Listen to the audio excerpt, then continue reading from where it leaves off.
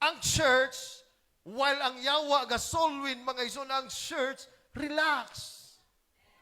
You know, mga igsoon, if you are not aware na ang Diyos pabalik na bot pasabot, tulog ka. Kung ikaw, Kristiyano, relax na ka, wala ka gahanda sa imong espirituhanong butang, ang imong unahuna, ang imong utok, puro lang panginabuhi nining kalibutan na you are tulog. Kung ang imong pangunahuna, puro lang pangkalibutanon, mga igsoon, tulog ka.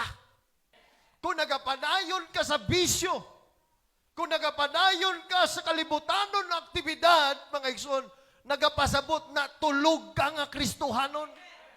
Muna mga igsoon, kung tanaw na to, evaluate natin itong kinabuhi. Kung wala kay pakialam sa kingdom ni Lord, kung wala kay pakialam, mga igsoon, sa pag-desire, sa pag-solwin, mga igsoon, but pasabot, tulog tang ng Kristohanon.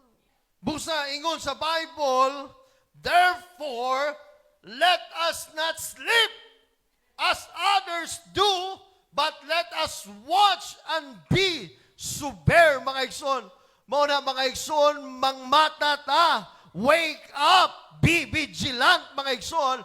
Jesus is coming, mga igsoon, while ang yawa got wild, amen, mauna ni ang panahon sa atong kapanahonan karon, mauna ang panahon na dili na ta magpatulog-tulog.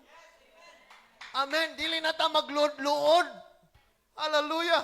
Magpatisod-tisod ka, mga igsoon. Dili na ni mao ni panahon na magpatisod-tisod ta.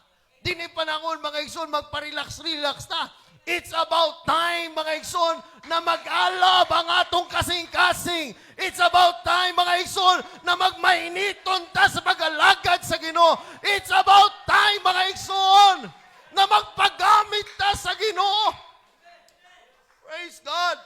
Mag-fire o balik ang atong mga kasing-kasing, ang atong gugma sa Ginoo.